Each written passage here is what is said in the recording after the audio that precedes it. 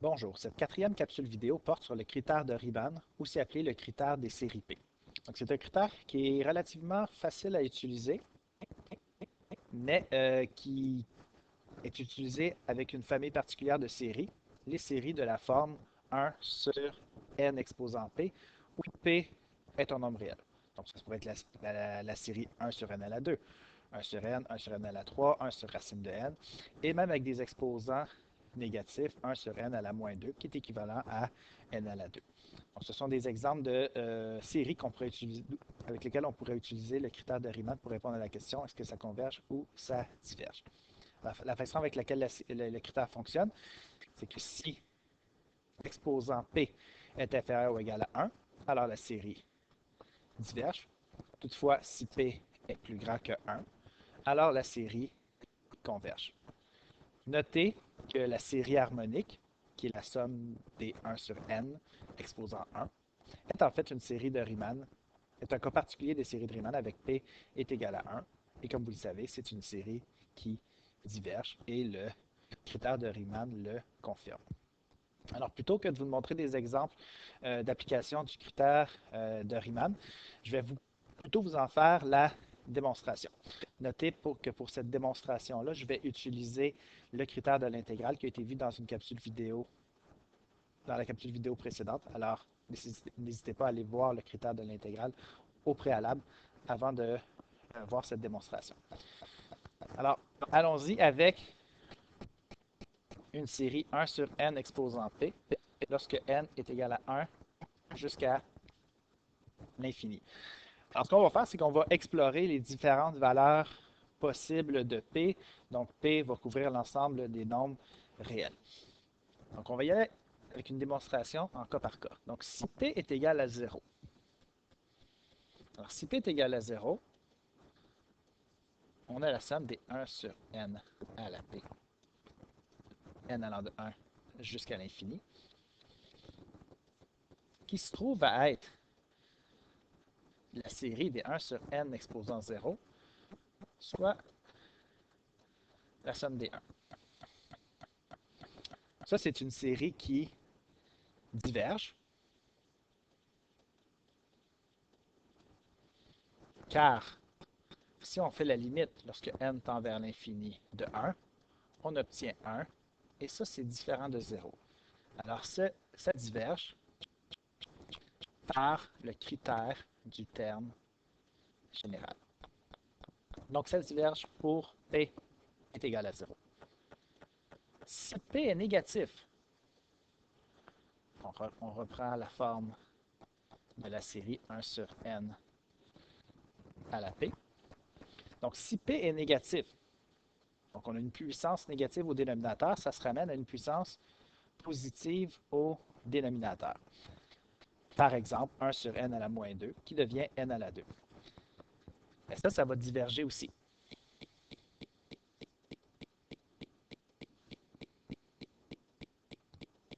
Encore une fois, par le critère du terme général, car la limite, lorsque n tend vers l'infini, de 1 sur np, n exposant p, sachant que p est négatif, donc ça revient à une puissance positive de p au numérateur, donc infini exposant p positif, ça donne infini, puisque c'est différent de 0. Ça diverge par le critère du terme général. Donc, on a déjà établi que pour des valeurs de P négatives ou nulles, ça diverge. Si P est plus grand que 0, et c'est là qu'on va utiliser le critère du terme de l'intégrale, pardon. Le critère de l'intégrale. Pour utiliser les critères de l'intégrale, il faut se créer une fonction ici qui est f de x est égal à 1 sur x à la p, une fonction analogue à notre terme général. Il faut s'assurer que les trois conditions sont respectées. qu'il s'agit d'une fonction continue, positive et décroissante sur l'intervalle de 1 jusqu'à l'infini. Donc d'abord, oui, c'est continu, étant donné que la seule restriction possible ici de cette fonction-là est en x égale 0. Ce n'est pas dans l'intervalle de 1 jusqu'à l'infini. C'est aussi positif, parce que n'importe quelle puissance positive de x au dénominateur va donner un résultat positif de 1 jusqu'à l'infini. Et c'est aussi décroissant, donc ça aussi on peut s'en assurer. Donc, on mentionne que ce sont des fonctions qui sont continues, des familles de fonctions qui sont continues, positives et décroissantes sur l'intervalle de 1 allant à l'infini. Ceci étant vérifié, on peut calculer l'intégrale de la fonction f de x.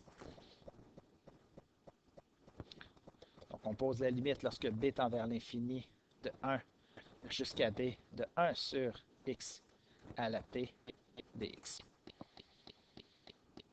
Alors, ça donne la limite lorsque b tend vers l'infini. Donc, je vais aller avec la forme x exposant puissance négative de p dx. Et là, pour évaluer cette intégrale-là, il y a deux cas de figure. L'intégrale, allons-y avec l'intégrale indéfinie. On reviendra avec l'intégrale définie ensuite. Il y a le cas de figure où p est égal à 1. Si p est égal à 1, on a x à la moins 1 qui est en fait 1 sur x. L'intégrale de 1 sur x, ça va donner ln de valeur absolue de x.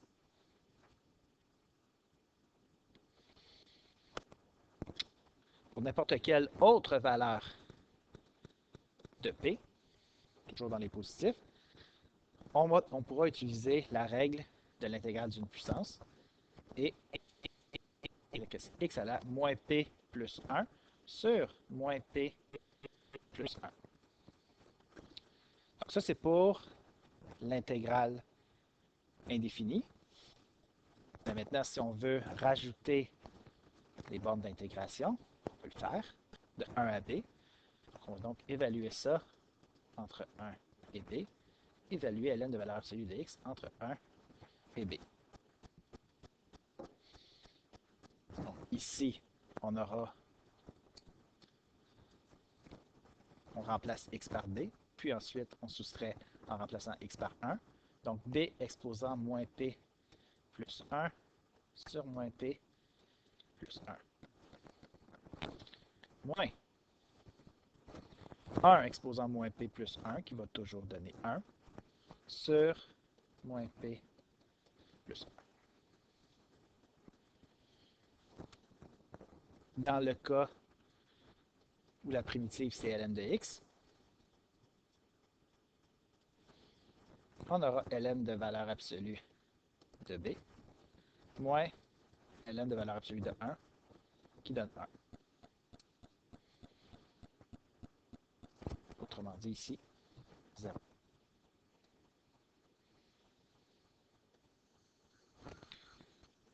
Donc on vient de scinder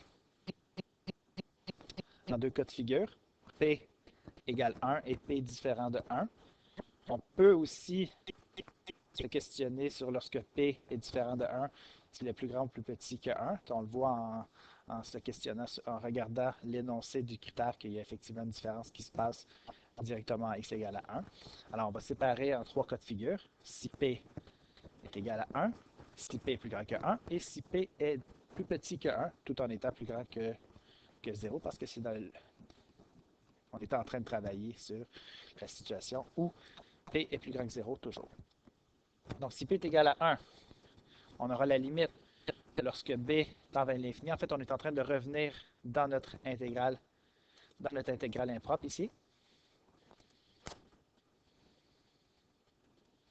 Mais avec le résultat de notre intégrale, après avoir appliqué le théorème fondamental de calcul, qui nous donnait ln de b dans le cas où p est égal à 1. ln de valeur absolue de b, ln de l'infini donne l'infini. Alors,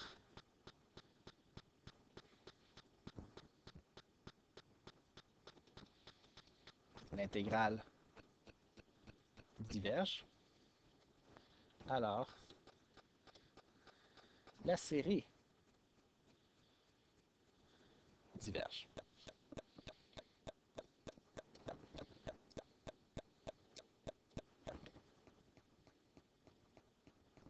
Maintenant, si p est plus grand que 1, on a la limite du résultat qu'on avait obtenu ici. Donc la limite, lorsque b tend vers l'infini, de b à la moins p plus 1 sur moins p plus 1, moins 1 sur moins p plus 1. Donc ici, il faut s'attarder à ce qui se passe ici. Pardon. Donc, qu'est-ce qui se passe lorsque b tend vers l'infini et que p est positif?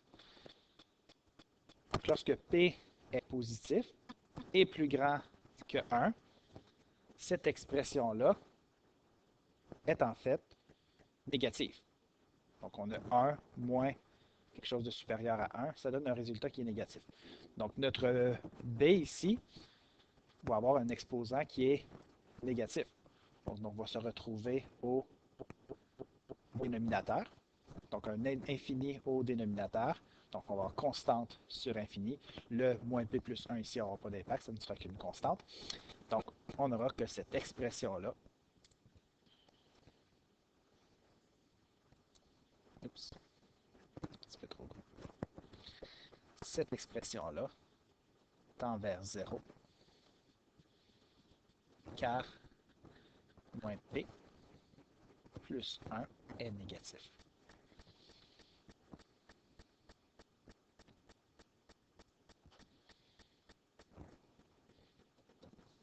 Alors, on se retrouve